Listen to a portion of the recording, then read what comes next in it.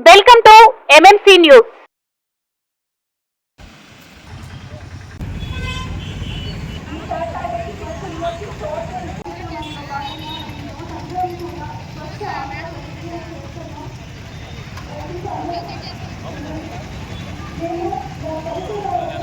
నా వంతు కృషిగా స్వచ్ఛత కార్యక్రమాల కొరకు శ్రమదానం చేసి పరిశుభ్ర ఆంధ్రప్రదేశ్ సాధించిన సంకల్పానికి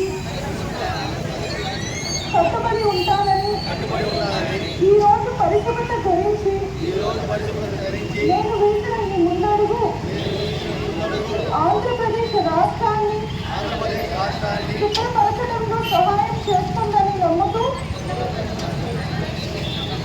ఈ రోజు నుండి నా తోటి వారికి కూడా స్వచ్ఛత కొరకు తడి చెత్త పొడి చెత్త వేరు చేయడంపై అవగాహన కల్పించడానికి ప్రయత్నిస్తానని మన ఆంధ్రప్రదేశ్లో స్వచ్ఛ ఆంధ్రప్రదేశ్గా తీర్చిదిద్దేటట్లు నా వంతు కృషి చేస్తానని ప్రమాణం చేస్తున్నాను. Thank you.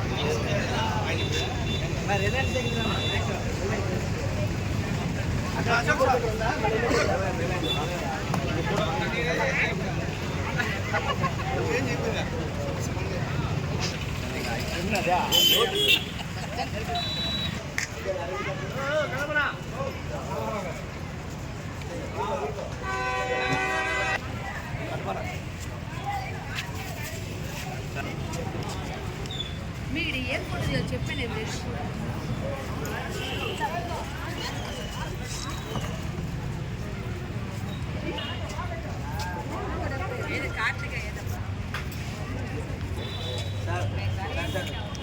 రెడీగా ఉన్నారు సార్, వచ్చేస్తున్నారా మేడం గారు?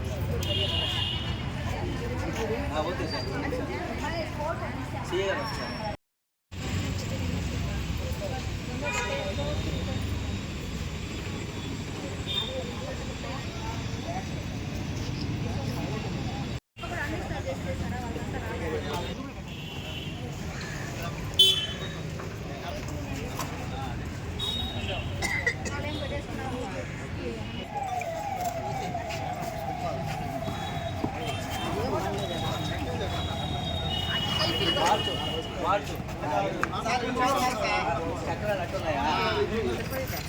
అయిపోయి ఇంకా హోటల్ గ్రూప్లో పెట్టిన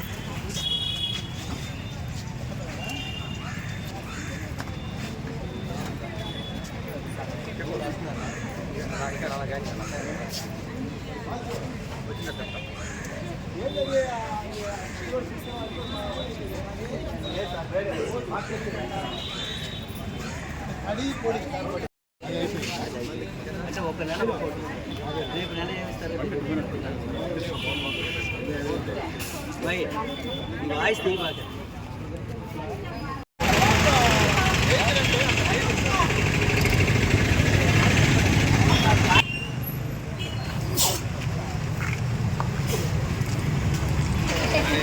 అరే ఎవరు మేనేజర్ ఎవరు?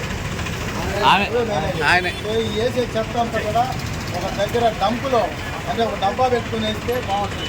తాగేసిన వాళ్ళు అంతా కూడా లేకపోతే ఆ రోడ్డు చూడండి ఒక్కసారి చూడండి, అక్కడ మీ ఎదురుగా చూడండి, ఆడబడితే ఆడ వేశారు కదా, అలాంటి వల్ల చాలా ఇబ్బంది పడతా ఉంటారు. మీరు డబ్బాలు ఇలాంటి 3-4 పెడితే తాగిన వాళ్ళకి ముందు అవేర్నెస్ కల్పించి వాటిల్లోనే పెట్టమని చెప్పాలి. చెప్తే చాలా చక్కగా ఉంటుంది. మీ పరిసరాలు శుభ్రంగా ఉంటే మీకు బాగుంటుంది అందరికీ.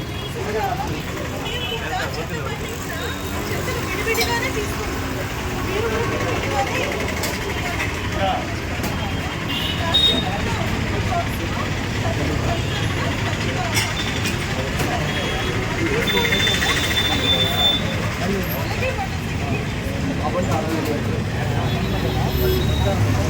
సార్ చూడండి, కొంచెం ఆదాయము వాళ్ళకు కూడా శ్రమ కదా, మీరు ఆలోచన చేయండి ఒకసారి. తర్వాత అదే ట్రాఫిక్ కూడా మీరు చాలా ఇబ్బందికరంగా బండ్లు పెడతా ఉన్నారు. వాళ్ళకు కూడా కొంచెం పెట్టుకుందని చెప్పాలి.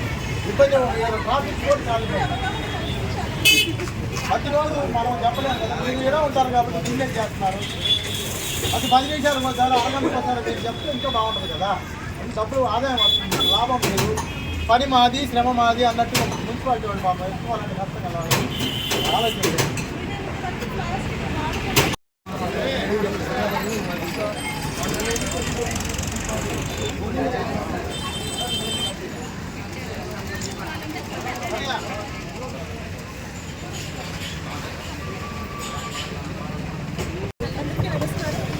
ఈనాడు రాష్ట్ర ప్రభుత్వ ఆదేశాల మేరకు స్వచ్ఛ ఆంధ్ర స్వచ్ఛ సేవ అనే కార్యక్రమం ద్వారా ఈనాడు ప్రజలందరిలో కూడా తడి చెత్త పొడి చెత్త వేరు చేయడం, వాటి గురించి అవగాహన కార్యక్రమాన్ని ఈరోజు ప్రారంభించడం జరిగింది. ప్రభుత్వ ఆదేశాల మేరకు ప్రతి నెల 3వ శనివారం ప్రతి కార్యక్రమాలను ప్రజల్లోకి తీసుకుని రావాలని సంకల్పించారు. ఇందులో ఈ కార్యక్రమంలో మా మున్సిపాలిటీ సిబ్బంది అందరూ మరియు ముఖ్యంగా ఈనాడు సిఐ గారు మరియు సెట్మా మహిళలు మరియు మా గౌరవ కౌన్సిలర్స్ అందరూ కూడా పాల్గొనడం జరిగింది. ముఖ్య ఉద్దేశం ప్రజలందరూ కూడా మనం చూస్తున్నాం, మన ఊరిలో చెత్తను ఇలాగా ఎక్కడ పడితే అక్కడ అలా డంప్ చేయడం కాకుండా ఇంటి నుంచే ప్రతి ఇల్లు కూడా వారికి ఒక అవగాహన కల్పించాలి. తడి చెత్తను వేరుగా ఒక పచ్చ డస్ట్బిన్లో, పొడి చెత్తను అంటే కాగితాలు కానీ ప్లాస్టిక్ కవర్లు కానీ అటువంటివన్నీ కూడా బ్లూ బిన్లో వేరు చేసి పెట్టుకోవడం. అలాగే చెత్త స్వీకరించడానికి వచ్చిన వర్కర్స్ దగ్గరికి కూడా వారు కూడా ఆ చెత్తను అదే విధంగా వేరుగా వారు కలెక్ట్ చేసుకోవడం జరుగుతుంది. కలెక్ట్ చేసుకోవడమే కాదు, ఇది డంప్ యార్డ్లో డంప్ చేసేటప్పుడు కూడా వాళ్ళకి వేరుగా చేస్తారు. వేరుగానే అవన్నీ కూడా తడి చెత్తనైతే దాన్ని డికంపోజ్ చేయడము, వాటిని ఎరువుగా మార్చి ఉపయోగకరంగా చేస్తారు. ఇది ఎంతో మంచి కార్యక్రమం. మన ఊరు బాగా అవ్వడానికి కానీ ఒక సురక్షితమైన వాతావరణం కల్పించడానికి కానీ ఎంతో మంచి కార్యక్రమం. ప్రజలందరూ కూడా దీని పట్ల అవగాహన తీసుకొని మీరందరూ కూడా ఇది పాటిస్తారని ఆశిస్తున్నాను. స్వచ్ఛ ఆంధ్ర కార్యక్రమానికి ముఖ్య అతిథిగా వచ్చేసి ఈ కార్యక్రమాన్ని జరుపుకున్నటువంటి మున్సిపల్ చైర్పర్సన్ గారికి, అలాగే మున్సిపల్ వర్కర్స్ అధికారులందరికీ, అలాగే సచివాలయ సిబ్బంది అందరికీ కూడా, ముఖ్యంగా మున్సిపల్ సిబ్బంది అందరికీ, ప్రత్యేకంగా పత్రికా ప్రతినిధులందరికీ, media print and electronic media ప్రతినిధులకి అందరికీ కూడా, పుర ప్రముఖులకి అందరికీ కూడా ప్రత్యేకంగా మా యొక్క నమస్కారాలు. మనం స్వచ్ఛాంధ్ర అంటే ఇప్పుడు జనరల్గా మనం గ్రామాల్లో కానీ ఇళ్లల్లో కానీ ఏం చేస్తుంటారంటే ఈ మహిళలు కానీ ఎవరైనా శుభ్రం చేసుకుంటారు, ఇల్లు వాకిలి శుభ్రం చేసుకుని ఆ చెత్తని తీసుకొచ్చేసి ఎక్కడో ఒక చిన్న బాక్సులు ఇచ్చారు వీళ్ళకి ఆల్రెడీ మున్సిపాలిటీలో. అందరం కూడా అందులో వేసుకొని తట్లలో వేసుకొని మున్సిపల్ వర్కర్స్ వచ్చినప్పుడు అందులో డంప్ చేయాలని వాళ్ళు ముందుగానే అవేర్నెస్ చేస్తూ ఉన్నారు ఎంతో కాలంగా. కానీ మన వాళ్ళు ఏం చేస్తున్నారంటే ఉన్నటువంటి పబ్లిక్ కానీ ఎవరైనా మహిళలు కానీ ఈ గ్రామాల్లో ఉన్నటువంటి వాళ్ళందరూ కూడా ఆ చెత్తని వాళ్ళ ఇంటి ముందు శుభ్రం చేసుకుంటారు. కానీ ఆ చెత్తను తీసుకెళ్ళి ఎదుటింటి వాళ్ళ ముందు కానీ లేకపోతే రోడ్డు పక్కన కానీ పక్కింటి వాళ్ళు మన ఇల్లు శుభ్రంగా ఉంటే చాలు పక్క వాళ్ళు ఎటపోయినా పర్లేదు అనే టైప్లో అలా ఆలోచిస్తూ ఉన్నారు. ఇది కరెక్ట్ కాదు. మన ఇల్లు ఏ విధంగా అయితే శుభ్రంగా పెట్టుకుంటా ఉన్నామో మన పరిసరాలు కూడా అదే విధంగా శుభ్రంగా ఉంటే ఏ రకమైనటువంటి వ్యాధులు బారిన పడకుండా సురక్షితంగా ఉంటాయి. ఇప్పుడు ఏంటంటే మన వర్షాకాలం కావచ్చు, ఇంకేదైనా కాలం కావచ్చు, ఈ చెత్త వ్యర్థాలు అన్ని కుళ్ళినటువంటి ఆహార పదార్థాలు ఇవన్నీ వేసినప్పుడు ఖచ్చితంగా దోమలు ఈగలు అనేవి వ్యాపిస్తాయి, ఖచ్చితంగా వ్యాధులు అనేది తక్షణం వచ్చేస్తుంటాయి. కాబట్టి ఈ వ్యాధుల బారిన పడకుండా ఉండటం మన కర్తవ్యం. ఖచ్చితంగా ఇతరులకి ఏ రకమైనటువంటి ఇబ్బందులు కలిగించకుండా, వాళ్ళకి వ్యాధులు సంక్రమించకుండా అందరం కూడా ఎవరు కాళ్ళు ఇండివిజువల్గా ఖచ్చితంగా దీన్ని పాటించాలి, శుభ్రత పాటించాలనేటువంటి ఒక దృక్పథం అయితే ఖచ్చితంగా రావాలి. ఈ షాప్ వెండర్స్ అందరం కూడా చుట్టూ ఉన్నటువంటి షాప్ వెండర్స్కి, ముఖ్యంగా రాజావీధి కానీ, ఈస్ట్ తూర్పు బజార్ వాళ్ళకి కానీ, తర్వాత మెయిన్ రోడ్డు వారికి కానీ ఉన్న షాపు కీపర్స్ అందరికి కూడా, షాపు ఓనర్స్ అందరికి కూడా ప్రత్యేకంగా మేము తెలియపరిచేది ఏంటంటే, వారు షాప్స్ క్లోజ్ చేసే సమయంలో ఉన్న చెత్త అంతా తీసుకొచ్చేసి రోడ్డు మీద పడేసి ఆడబడితే ఆడబెట్టేసి వెళ్ళిపోతూ ఉంటారు. అంటే మున్సిపల్ వర్కర్స్ ఇదంతా ఎందుకొని పోవాలంటే ఎంతో వ్యయ ప్రయాసాలకు గురి కావాల్సి వస్తుంది. కాబట్టి షాప్ కీపర్స్, షాప్ ఓనర్స్ అందరికీ కూడా ప్రత్యేకంగా తెలియజేసేది ఏంటంటే, ఈ చెత్తని మొత్తాన్ని సాయంత్రం ఉన్నటువంటి వ్యర్థాలన్నీ కూడా ఒక బాక్స్ లాంటిది అంటే ఉండదు కదా, తట్టల్లో పెట్టేసి ఎదురుగా పెట్టినట్టయితే వాళ్ళు మున్సిపల్ వర్కర్స్ వచ్చేసి ఈవినింగ్ టైంలో, నైట్ టైంలో లేదా ఎర్లీ అవర్స్లో వీళ్ళు వస్తూ ఉంటారు. కాబట్టి ఆ చెత్తనంతా కూడా తీసుకెళ్ళి వాళ్ళు దాన్ని ఈజీగా క్యారీ చేయడానికి అవకాశం ఉంటుంది. ఇది స్ప్రెడ్ కాకుండా ఉంటుంది. ఏదైనా సరే కుప్పలు ఆడబడితే ఆడబెడితే పందులు రావచ్చు, కుక్కలు రావచ్చు, చిమ్మేసి మొత్తం గలీజ్ చేస్తాయి. కాబట్టి ఇదన్నీ కూడా స్ప్రెడ్ కాకుండా ఉండాలి అని అంటే, వ్యాధులు అనేది సంక్రమించకుండా ఉండాలి అంటే మన వంతు బాధ్యతగా మనం ఖచ్చితంగా దీన్ని పాటించాలని చెప్పి ఈ సందర్భంగా తెలియజేస్తా ఉన్నాం. ఇంకొక విషయం ఏంటంటే, ప్లాస్టిక్ చాలా సందర్భాల్లో మనం చూసాం, ప్లాస్టిక్ అనేది ప్రతి చోట వాడుతూ ఉన్నారు. ప్లాస్టిక్ వాడటం అనేది చట్టరీత్యా నేరం. ఇది 6 నెలల వరకు శిక్ష పడుతుంది.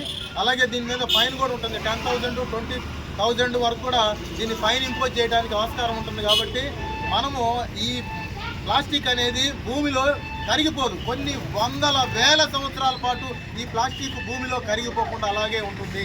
కాబట్టి దయచేసి మిగతా వ్యర్థాలన్నీ కూడా భూమిలో కలిసిపోయి అవి మొత్తం కుళ్ళిపోయి ఎరువుగా మారే అవకాశం ఉంటుంది. కానీ ప్లాస్టిక్ మాత్రం ఎట్టి పరిస్థితుల్లో కొన్ని వందల సంవత్సరాలు, అంటే మన జీవితమే కాకుండా మన తర్వాత వచ్చేటువంటి మన వారసులకు కూడా ఆ వ్యర్థాలు ఎట్టి పరిస్థితుల్లో కరగవు. కాబట్టి భూమిలో ఉన్నటువంటి ఈ ప్లాస్టిక్ ఎట్టి పరిస్థితుల్లో కరగదు. కాబట్టి దానివల్ల అనర్థాలు ఉంటాయి. దానివల్ల ఎన్నో మూగజీవాలు చనిపోతూ ఉన్నాయి. మనం రోడ్డు మీద చూస్తూ ఉన్నాం, మూగజీవాలన్నీ రోడ్డు మీద తిరుగుతూ ఉంటాయి. ఈ ప్లాస్టిక్ని తినేస్తూ ఉంటాయి. అవి కొంచెం రుచికరంగా ఉండటం వల్ల ఆ ప్లాస్టిక్ని తినేస్తాయి. ఆ ప్లాస్టిక్ అరగదు. ప్లస్ అది దానిలో అరగనప్పుడు ఆటోమేటిక్గా బయటికి రాదన్నమాట. అది విసర్జనలో బయటికి రాదు. అది అలాగే గూడు కట్టుకొని ఆ పశువులు చాలా ఇబ్బంది పడిపోయి కడుపులో నొప్పి వచ్చేసి అవి చనిపోయే అవకాశాలు కూడా ఉన్నాయి. కొన్ని సందర్భాల్లో మనం ఆపరేషన్ చేస్తే కేజీల కొద్దీ ప్లాస్టిక్ బయటికి రావడం జరుగుతూ ఉంది. కాబట్టి ఇవన్నీ కూడా మూగజీవాల పట్ల కూడా మనము కనికరం చూపించి ఈ ప్లాస్టిక్ వ్యర్థాలని అందుబాటులో లేకుండా చేయడం అనేది మన ధర్మం. షాపు వాళ్ళందరికీ కూడా ప్రత్యేకంగా చెప్పేది ఏంటంటే, ఈ ప్లాస్టిక్ని వాడకుండా సామరస్యంగా తప్పనిసరిగా ఈ ప్లాస్టిక్ని మనం అవాయిడ్ చేయాలా. ఇలాంటి వ్యాధులకు కానీ లేదా పశువుల యొక్క మనుగడకు కానీ మనం అందరం కూడా సహాయ సహకారాలు అందించాలని చెప్పేసి, అందరూ కూడా అవేర్నెస్ కలిగించాలని చెప్పేసి ఈ సందర్భంగా మరీ ముఖ్యంగా మున్సిపల్ వర్కర్స్కి ప్రత్యేకంగా వాళ్ళకి చేతులెత్తి నమస్కారాలు తెలియజేసుకుంటూ సెలవు తీసుకుంటున్నాను. Thank you. ఖచ్చితంగా దీనికి మళ్ళీ లీక్ కాకుండా దీనికి కెమికల్ ఒక లేయర్ వేస్తారు. ఇప్పుడు మనం లేయర్ కోటింగ్ ఉంటుంది. ఈ కోటింగ్ ఏంటంటే హాట్ మనం ఎప్పుడైతే నీళ్లు కానీ పోయి మిక్స్ అయిపోతుంది. ఇది మనం ఎప్పుడైతే తాగుతామో మన శరీరంలోకి వెళ్ళిపోతుంది. ఇది మనకి డైజెస్ట్ కాదు, తర్వాత మల విసర్జనలో కూడా రాదు. ఖచ్చితంగా ఒకసారి గూడు కట్టుకొని క్యాన్సర్కి కారకులు అయిపోతుంది. మనం చూడటానికి సింపుల్గానే ఉంటుంది కానీ ఇది క్యాన్సర్ కారకులు. అవును. అలాగే మనము బిర్యానీలు ఉంటాయి, మనం హోటల్ నుంచి తీసుకొస్తూ ఉంటాం. వేడి పదార్థాలు తీసుకొస్తాం. దాంట్లో ఒక అల్యూమినియం ఫాయిల్ వాడుతున్నారు. ఆ అల్యూమినియం ఫాయిల్ కూడా హాట్ మనము దానిలో తీసుకొచ్చినాం వేడిది. ఖచ్చితంగా ఆ ఫాయిల్ కరిగిపోయి అందులోకి వెళ్ళిపోతుంది. ఆ కరిగిపోయి అందులోకి వెళ్ళిపోయిన తర్వాత అది ఖచ్చితంగా మనం తింటే దానిలోకి వెళ్ళిపోతుంది. మనకి మళ్ళీ బయటికి రాదు. సో అక్కడే ఉండిపోయి కొద్ది కాలం తర్వాత పేరుకొని క్యాన్సర్ అవుతుంది. సో మనం పెద్దవాళ్ళకే వస్తున్నాయి, అలాంటి వాళ్ళకు వస్తున్నాయి, ఏమేమో తినేవాళ్ళకి వస్తున్నాయి, మనకేముంది లేదు పేదవాళ్ళకి అని అనుకుంటారు. కాదు, పేదవాళ్ళకు కూడా ఈ రకమైనటువంటి వాడకం వల్ల, లేకపోతే బిర్యానీలు అవి హోటల్స్లో తీసుకొచ్చే ఫాయిల్స్ వాడటం వల్ల, ఆ కవర్ల వల్ల ఖచ్చితంగా ఈ క్యాన్సర్ వస్తుంది. కాబట్టి వీటిని మనము అవాయిడ్ చేయాలి, అవేర్నెస్ కలపాలి. ఫస్ట్ వందల సంవత్సరాల పాటు అలాగే ఉంటాయి. వందల సంవత్సరాల పాటు అది భూమిలో కరిగిపోతుంది. ప్రమాదం అది.